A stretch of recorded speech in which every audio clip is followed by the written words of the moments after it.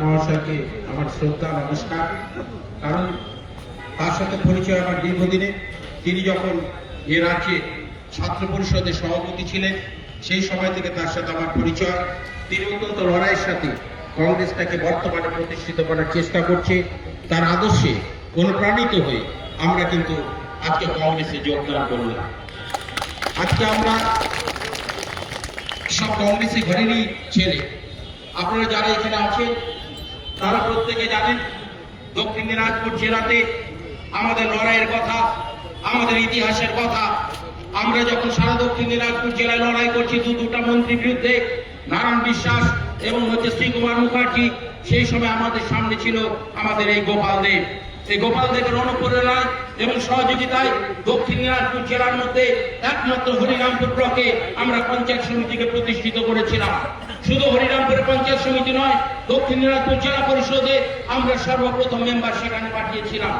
আজকে সেই আদর্শে আমরা যখন এগিয়ে নিয়ে যাচ্ছি কংগ্রেসকে, এবং কংগ্রেসকে যখন আমরা শক্তিশালী করছি, সেই সময় জাতীয় নেতৃত্বের নির্দেশে আমরা বিধানসভাতে আমরা কংগ্রেসকে, তৃণমূল কংগ্রেসকে সহযোগিতা করে হরিরামপুর সিটটা নারায়ণ বিশ্বাসের কাছ থেকে কেড়ে নিয়ে তৃণমূল কংগ্রেসকে জিতিয়ে দিই। ফলস্বরূপ আমাদের তদানীন্তন জেলা কংগ্রেসের নেতৃত্বরা কোন কারণে, কি কারণে আমি জানি না, আমাকে দল থেকে তারা বহিষ্কার করে। আজকে অত্যন্ত ভালো লাগছে যে দলটা করার জন্য আজকে আমরা নিঃশেষিত হয়েছি। আমাদের পরিবার অত্যন্ত, আপনারা জানেন সব করে যে কতখানি আজকে আমরা অত্যাচারিত হয়েছি। সবকিছুকে সঙ্গে নিয়ে আমরা কংগ্রেস দলটা চালাচ্ছিলাম। কিন্তু বিগত দিনের কংগ্রেসের জেলা নেতৃত্ব আমাকে জোর জবরদস্তি কংগ্রেস থেকে বের করে দিল। আমরা সেদিন শুভঙ্করদা জানে, আমরা সেদিন গোপাল দেবের নেতৃত্বে, দীপা দাস বংশের নেতৃত্বে আমরা দরজা ঘুরেছিলাম যে আমরা কংগ্রেস ছাড়বো না, আমরা কংগ্রেস দলের মধ্যে থাকবো। কিন্তু সেদিনের নির্লজ্জ নেতৃত্ব সেদিন আমাদেরকে কংগ্রেস করতে যায়নি। তার ফলশ্রুতি হিসাবে আপনারা জানেন আমাকে কংগ্রেস থেকে বের করে দেওয়ার ফলে হরিরামপুর ব্লকের এলাকার পার্শ্ববর্তী এলাকাতে কংগ্রেসটা উঠে চলে যায়। কংগ্রেসের কোনো সারা শব্দ ছিল না। পরবর্তীকালে দীর্ঘদিন পর যখন গোপাল দেব আবার যখন জেলা কংগ্রেসের সভাপতি হলেন এবং শুভঙ্কর সরকার রাজ্যের দায়িত্ব পেলেন, আমরা তাদের অনুপ্রেরণায় এবং গোপাল দেব আমাকে হাতে ধরে রাজনীতিতে নিয়ে এসেছিলেন, তার নির্দেশে, তার অনুপ্রেরণায় আমি আবার আজকের থেকে কংগ্রেস পতাকা তুলে এসে কংগ্রেসের ঘরে এসে আজকে নিজেকে নাম লেখাতে পেরে সত্যি খুব আনন্দিত হচ্ছে। শুধু আমি না, আমার সাথে আজকে হরিরামপুর ব্লক থেকে হাজার হাজার কর্মী এসেছেন। আজকে আমরা গাড়ি দিতে পারিনি কারণ আমাদের অত অর্থ নেই। মাত্র 150 থেকে 150 থেকে 160 খানা গাড়ি নিয়ে আমরা এসেছি।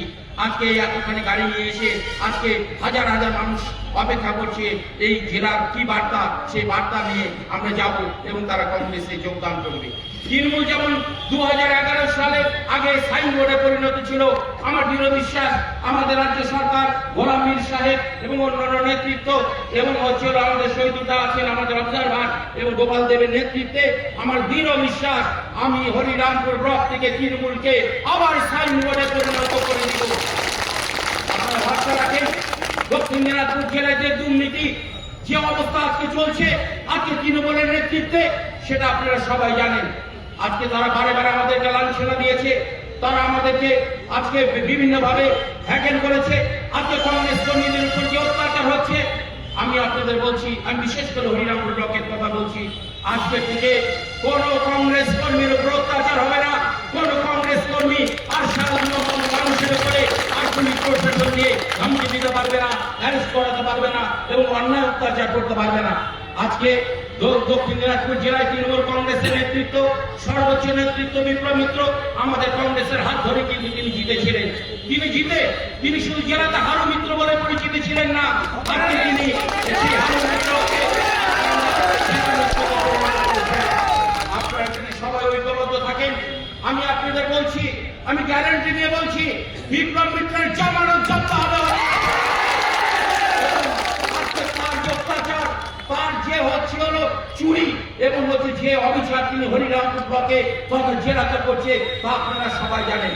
এবং তিনি শুধু চুরি ডাকাতির সাথেই যুক্ত না, আজ করাপশন অর্থাৎ দুর্নীতির সাথে যুক্ত না, তিনি তলে তলে বিজেপির সাথেও যুক্ত। কিরকম বিজেপির সাথে যুক্ত আপনারা শুনে অবাক হয়ে যাবেন। কয়েকদিন আগে কলকাতা হাইকোর্টে হলফনামা দিয়ে দক্ষিণ দিনাজপুর জেলা পরিষদের সভাধিপতি চিন্তামণি বিহা, দক্ষিণ দিনাজপুর জেলা পরিষদের মেন্টর শঙ্কর সরকার, আরটিআই বোর্ডের সদস্য মাহফুজ রহমান কো-মেন্টর সহ তারা কলকাতা হাইকোর্টে হলফনামা দিয়ে বলছে তারা তৃণমূল করে না, তারা বিজেপি করে। আমার কাছে কপি আছে, আমি আপনাদের কপি দেব। আজকে আমার প্রশ্ন, বিপ্লব মিত্র আগে যেমন বিজেপি হয়ে গেছিল, সেই বিপ্লব মিত্রর কাছে আমার প্রশ্ন, তৃণমূল কংগ্রেসের প্রশ্ন, তারা কোন তারিখে কোন সময়ে তাদেরকে তৃণমূলকে বিজেপি থেকে তৃণমূলে নিয়ে আসা হলো এবং তৃণমূলের এই পদগুলা তাদেরকে দেওয়া হলো? শুধু তাই না, আপনারা অবাক হয়ে যাবেন যে বিপ্লব মিত্রের ভাই একটা আছে যে বিপি আধা পাগল, সেই পাগলটাকে নিয়ে সে মাথা খারাপ, সেও বিজেপি, সে তৃণমূল কংগ্রেস থেকে বহিষ্কৃত, তাকে সঙ্গে নিয়ে ঘুরে বেড়াচ্ছি। আজকে আমার প্রশ্ন, সারা আমরা যে একসময় তৃণমূল করতাম, জীবন বাজি রেখে আজকে তৃণমূল প্রতিষ্ঠিত করেছিলাম, এবং আপনারা সবাই জানেন দক্ষিণ দিনাজপুর জেলার বিপ্লব মিত্র যখন তৃণমূল ছেড়ে বিজেপিতে চলে গেল, তখন অভিষেক ব্যানার্জি, মমতা ব্যানার্জি সব নেতৃত্ব বললো, শোনা দক্ষিণ দিনাজপুরে হাল ধর, তৃণমূলটাকে বাঁচা, তৃণমূলটাকে প্রতিষ্ঠিত করো। সেদিন আপনারা দেখেছিলেন দক্ষিণ দিনাজপুর জেলায় আমি দাঁড়িয়ে থেকে দক্ষিণ দিনাজপুর জেলা পরিষদকে তৃণমূলের পক্ষে নিয়ে এসেছিলাম। আমি দাঁড়িয়ে থেকে বিপ্লব মিত্রের ভাইকে গঙ্গারামপুর পৌরসভা থেকে সরিয়ে দিয়েছিলাম। আজকে তারাই নাকি আবার তৃণমূলে এসে তৃণমূলের সর্বোচ্চ নেতা। শুধু তাই না, আজকে দুর্নীতির ইতিহাস বলতে গেলে সকাল থেকে সন্ধ্যা হয়ে যাবে, দুর্নীতির কথা শেষ হবে না। আজকে তারা ব্যবসা খুলে দিচ্ছে, 7 ভাই চম্পা একদল বালুন মিলে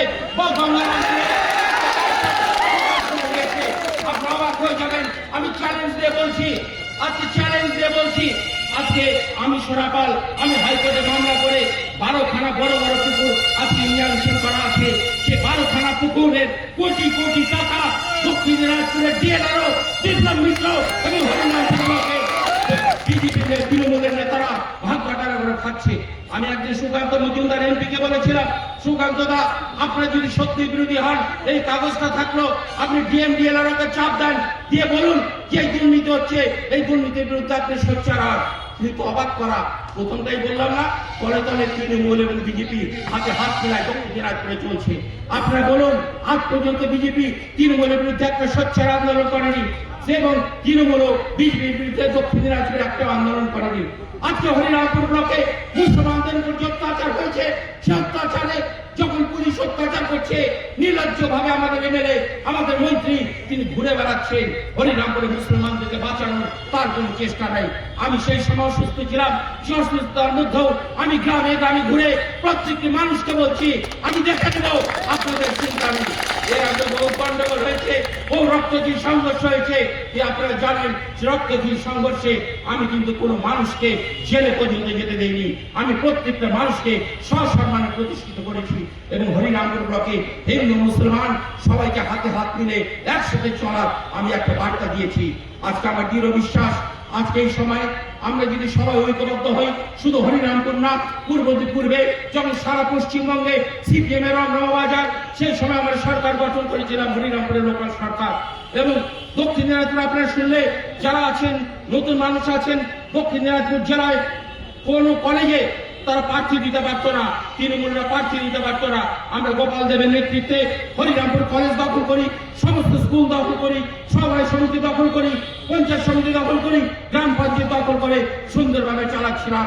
কিন্তু একদল লোক যারা সেই সময় কংগ্রেসের ক্ষমতায় ছিল, তার উদ্দেশ্য প্রণোদিতভাবে আমাদেরকে সরিয়ে কংগ্রেসটাকে শেষ করার যে চক্রান্ত করেছিল, তার বিরুদ্ধে আমরা ধিক্কার জানিয়ে আজকে আবার আমরা কংগ্রেসের পতাকা তুলে এসেছি। আমার বিশ্বাস আমরা সবাই মিলে যদি হাত মিলে চলতে পারি, গোপাল দেবের নেতৃত্বে এবং সমগ্র সরকারের নেতৃত্বে, আমাদের প্রদেশ কংগ্রেসের অবজারভার যারা আছেন এবং প্রদেশের নেতৃত্ব যারা আছেন, আম্মা ম্যাডাম এবং আমাদের গোলাম মীর সাহেব, তাদের অত্যন্ত সহযোগিতা আমি শুনেছি। তারা অত্যন্ত ভালো মানুষ, গোলাম মীর সাহেব অত্যন্ত ভালো মানুষ এবং সাংগঠনিক মানুষ। আর শুভঙ্কর দার কথা তো বলে শেষ করা যাবে না। সেই ছাত্র পরিষদ থেকে অদ্যবধি পর্যন্ত তিনি দলটাকে ধরে রাখার চেষ্টা করছেন। আমরা তার পাশে থেকে হরিরামপুর ব্লক কংগ্রেস সহরা দক্ষিণ দিনাজপুর জেলা কংগ্রেসকে আমরা প্রতিষ্ঠিত করার চেষ্টা করব এবং আগামী দিনে এক কঠিন লড়াই তপশিলি জাতি আদিবাসী মেহনতি মানুষ সর্বস্তরের মানুষকে সঙ্গে নিয়ে আমাদেরকে লড়াইয়ের ফ্রন্ট খুলতে হবে। আমি শুভঙ্কর একটা কথা বলেছেন, লড়াই হচ্ছে শেষ কথা, লড়াই হলো বেঁচে থাকার হচ্ছে একটা মানে রূপ। সেই লড়াইয়ের মাধ্যমে আমাদের ক্ষমতা প্রতিষ্ঠিত করতে হবে। এই লড়াই সহজ হবে না। এই লড়াইয়ের মাধ্যমে আমাদের অনেক ত্যাগ স্বীকার করতে হবে এবং দলাদলি বাদ দিয়ে নিজেদের মধ্যে ভুল বুঝাবুঝিকে দূরের সরে ফেলে দিয়ে আমাদের কংগ্রেসকে প্রতিষ্ঠিত হতে হবে। কারণ আজকে শুভঙ্কর একটা কথা বললেন যে রাহুল গান্ধী একটা বই নিয়ে ঘুরে বেড়াচ্ছে, সে বইটা হচ্ছে ভারতবর্ষের সংবিধান। আমরা শুভঙ্কর দাকে সমর্থন জানিয়ে বলছি, ওই সংবিধানে হিন্দু মুসলমান জৈন খ্রিস্টান আদিবাসী তপশিলি সব জাতির মিলনভূমি, সেই জাতির মিলনভূমিকে ঐক্যবদ্ধ রূপ দেখাতে হবে আমাদেরকে। আমরা দক্ষিণ দিনাজপুরে যারা আছি, এই মন্দিরের তলের থেকে যারা আমরা রাজনীতি করব, সবাই ঐক্যবদ্ধভাবে সুন্দরভাবে মনের গালিমা ফেলে দিয়ে আমরা যাতে রাজনীতি করি সে আহ্বান জানাবো। সামনে আমাদের ভালো দিন আসছে, ভালো দিন আসবে, সেই দিনটাকে যাতে আমরা সুন্দরভাবে পরিচালনা করতে পারি এই আশা রেখে আজকে যারা আমার সাথে এসেছেন, আজকে হাজার হাজার কর্মী এসেছেন এবং হাজার হাজার কর্মী হরিরামপুর ব্লক অপেক্ষা করছেন, তাদের সকলকে আমার শ্রদ্ধা নমস্কার এবং তাদের কাছে আমি কৃতজ্ঞ। তারা এতদিন পরে, আমি 5 বছর রাজনীতিতে বসেছিলাম, 2021 সাল থেকে আমি বসেছিলাম। আজকে 2021 সালের পর প্রথম আমি মাইকটা ধরলাম। আজকে তার জন্য আমি কৃতজ্ঞ জেলা কংগ্রেসের কাছে এবং হরিরামপুর ব্লকের সমস্ত মানুষের কাছে আমরা ঋণী যে আমাদের ডাকে আজকে হাজার হাজার কর্মী থেকে সমস্ত কর্মীর কাছে আমি দায়বদ্ধ, আমার পরিবার দায়বদ্ধ, কারণ তাদের সুখে দুঃখে আমরা থাকবো। আমরা যেমন অতীতে ছিলাম, আজও থাকবো, ভবিষ্যতেও থাকবো এবং শুধু হরিরামপুর বিধানসভা ক্ষেত্র নয়, এই জেলার যে প্রান্ত অত্যাচার হবে আমরা সবাই মিলে উপস্থিত থেকে তাদের পাশে থাকবো এই আশা রেখে সকলকে আমার শ্রদ্ধা নমস্কার প্রণাম জানিয়ে আমি আমার বক্তব্য শেষ করছি। জয় হিন্দ, বন্দে মাতরম, রাহুল গান্ধী জিন্দাবাদ, প্রিয়াঙ্কা গান্ধী জিন্দাবাদ, সোনিয়া গান্ধী জিন্দাবাদ।